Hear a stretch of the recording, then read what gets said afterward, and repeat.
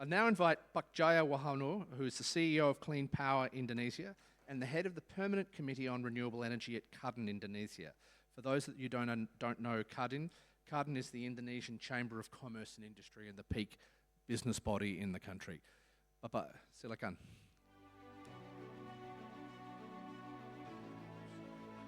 Okay, thank you, Pak Steve. Thank you for inviting me, CS, and also my friends at Infrastructure Asia. And I've been knowing them for many, many years now. So I'm Jaya Wahono from Indonesia. As you can see with my batik, we're very proud of our tradition and culture, right? I'm just wondering why we adopt a dress code from Western countries, right? I mean, we should wear batik. I mean, all the Asian countries, we have batiks, right? Malaysian have batik, of course Indonesia has one, Filipino also, Singapore has Singapore Airline batiks, that's the only, the only one I know. But yeah, I mean, batik is formal dress. I mean, in Indonesia, I gave up suit already, right? Because even the president, when they open up the conference, he wears batik. A couple years ago, I went to Honolulu. I feel at home, right? Because they wear batik too. Well, Hawaiian clothes, but looks like batik, and even the governor wears batik there. So anyway, I'm here to speak about my country. Obviously, Indonesia has a big, I think, challenge in supplying equitable and reliable energy, right? I mean, this is well-known issues, and it's always well, is it lack of regulation? Is it lack of funding? Is it lack of political will? All of the above, I guess, right? So here's the issue. If you see the map of the nighttime in Indonesia, it's almost like Indonesia is only Java, right? The rest of the country, all the other island, looks like it doesn't exist. I mean, because it's not because we don't have population there. It's a problem of distributing energy, especially electricity. And it's quite unfortunate because we are energy rich. We used to be oil exporting country, right?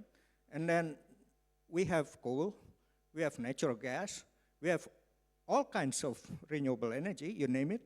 Geothermal, we're probably the biggest in the world for geothermal potential. Hydro, we have. Bioenergy, obviously we have. We have big plantation, we are the biggest palm oil exporting countries. So what's the problem? So I think, in my opinion, we don't have feedstock problem. What we have is logistical problem. I mean, it's a well-known issues, not only for bioenergy, but all kinds of commodities. Even the cement costs maybe 1/5 of, in Jakarta, it's cost very low, but in Papua, for example, it's cost like 5 times higher because of the logistic. And this is something that, for me, it's an opportunity, not only a challenge. And when we talk about energy access, we're not only talking about energy itself, right? We're talking about the prosperity. Of course, the people living in energy low region will not as prosperous as a place like in Jakarta. I mean, Jakarta is probably like Singapore or Kuala Lumpur or Bangkok. But if you go to Nusa Tenggara, this is on the eastern part of Indonesia, bordering with Timor-Leste, the new member of ASEAN member state. I think it's 2 days ago they became the new member. And that's probably at the level of sub-Saharan Africa in terms of energy consumption per capita and in terms of GDP per capita as well. So This is a big challenge, but also opportunity. So what is the approach that we need? In my opinion, number one, we have to think about renewable sources. If the problem is logistic, why do you think about bringing all the fossil fuel from Java to all this all over island? I mean, that's crazy. You're not going to solve energy equality by doing that. We have to find a way to use local and renewable sources, which is available in all over this region. Solar PV is a simple thing that you can put there to replace diesel genset.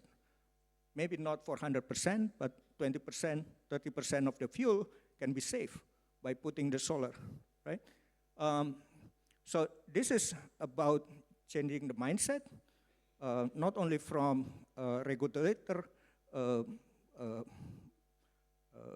point of view, but also the local, the user of the energy. They need to know that there is an option, right? And then we have to think about how we are going to supply this dispatchable and scalable electricity. Because, well, solar PV is not dispatchable, right? You can scale it, start from small, but you cannot generate electricity during the nighttime. Hydro, on the other hand, is dispatchable but not scalable. So if the source only can generate like 100 kilowatt, you cannot just increase it because you cannot put a river next to it, right? So I will come to the bioenergy later on, but we also need to think about equitable, reliable, and affordable electricity. Number 4, we have to think about how we are going to conserve the natural habitat. Indonesia is not only a big archipelago country, but also we are mega biodiversity country. I mean, if we lost the biodiversity, if we lost natural habitat, then we cannot just replicate it somewhere else. It's gone. Like the world will lose all that biodiversity on the land and also on the marine. And we want to keep our biodiversity. We want to keep our nature habitat as it is, right? As much as we can. So what's the solution? I think if we cannot replace coal at the moment, we can replace all these diesel gensets. And we have plenty of diesel gensets in operational already. I think the number is around 4,000 to 5,000 megawatts. It's huge, right? It's a combination of solar PV, battery, hydro, because hydro is seasonal in many islands, and then the bioenergy as a base load. If we can combine that, then we solve the issues of having this low intensity energy in that remote regions. In terms of biodiversity, we need to think not only as a bioenergy itself, but how we are going to create that bioenergy, right? So for A's, 1S, I guess that's the principle that everybody understands. It's very difficult to implement, of course, but we have to do it. Otherwise, it loses the appeal, right? Because bioenergy, if you want to promote bioenergy as a renewable, sustainable energy, then you have to stick with this principle. And of course, the donors, lenders, investor doesn't want to be blamed for deforestation, land grabbing, you know, all this negative thing about bioenergy. So we have to use this principle. So CPI, Clean Power Indonesia, that's the company that I founded, developed 3 development schemes. Number 1, this is the concept that we already established. We make the proof of concept several years ago with the funding from Millennium Challenge account or Millennium Challenge Corporation from US government, back before Trump era, obviously. Now it's gone. I don't know, it's not continuing. But the proof of concept that we put there, it's basically replacing diesel gensets, selling electricity to PLN, and then PLN still distribute. By the way, PLN is our state-owned utility company. They have a monopoly all over Indonesia. In Indonesia, legally, you cannot sell electricity directly to the local population. You have to go through PLN. But PLN subsidizes the tariff. So anywhere you live in Indonesia, even in the middle of the forest or in the top of the mountain, you only pay 4 cents per kilowatt hour. That's the subsidy from the government, even though that you generate the electricity for 40 cents, 50 cents. Doesn't matter. The local populations pay for 4 cents for the lower middle income household. So that put right there the obstruction for you to put solar PV or anything if you don't work with PLN. And then there's another government entity, it's called Indonesia Environmental Fund. It's under Ministry of Finance.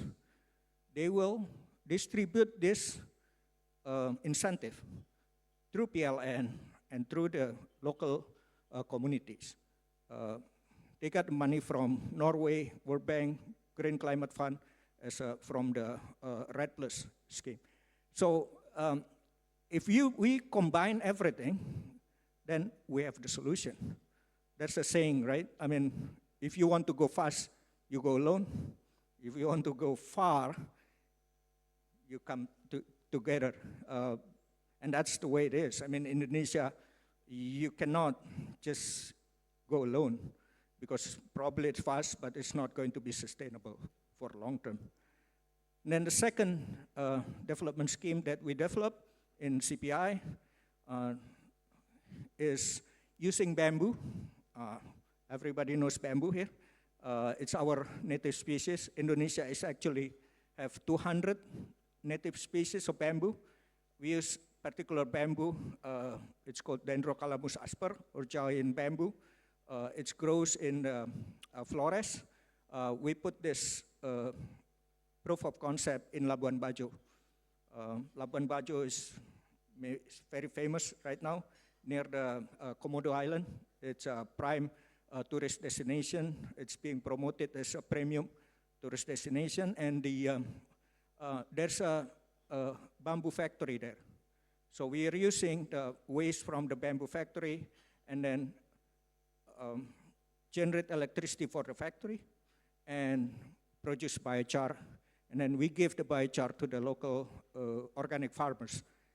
By doing this, we absorb carbon in 7 ways, not just 1 or 2 or 3, it's 7. So we absorb carbon from the bamboo itself. We replace the diesel gensets. We created biochar, and then we create the organic farming. In my estimate, and also, of course, the building materials, that's a big one. In my estimate, 1 ton of CO2 that we can absorb created economic value of around $2,000. It's not a cost, it's a revenue. If we can flip this scenario from cost to revenue, then it's probably going to enable a lot of all this rural community to grow bamboo, generate primary energy by themselves, and have economic value from the carbon removal. Number 3, of course, Indonesia is the biggest palm oil producer in the world.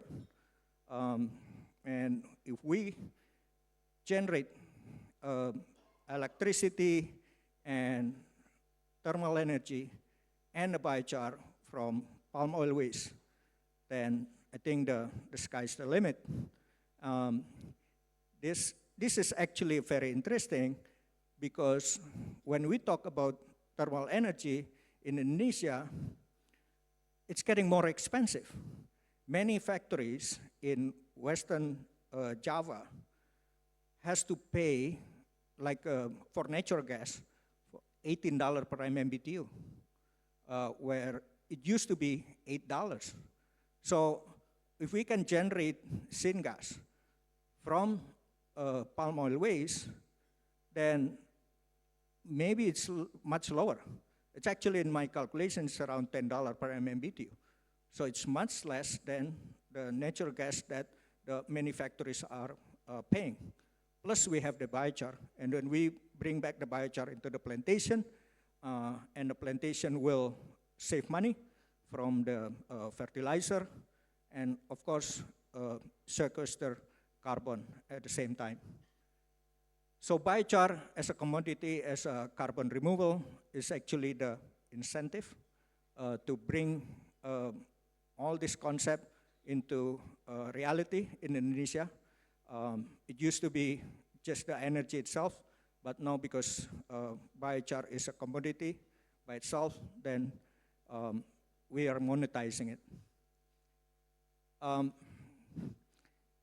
When we talk about the bioenergy, goes back to the principle that we have. We are also have what we call 4 Rs. Right crops in the right landscape with the right business model and respecting locals' right. So the 4 Rs is something that we come up with. There's a think tank in Indonesia. It's called C4. Maybe some of you know C4. They are based in Bogor. It's a Center for International Forestry Research. They are the think tank of forestry in the world, but based in Bogor. So we come up with this 4 Rs concept, and we promote that.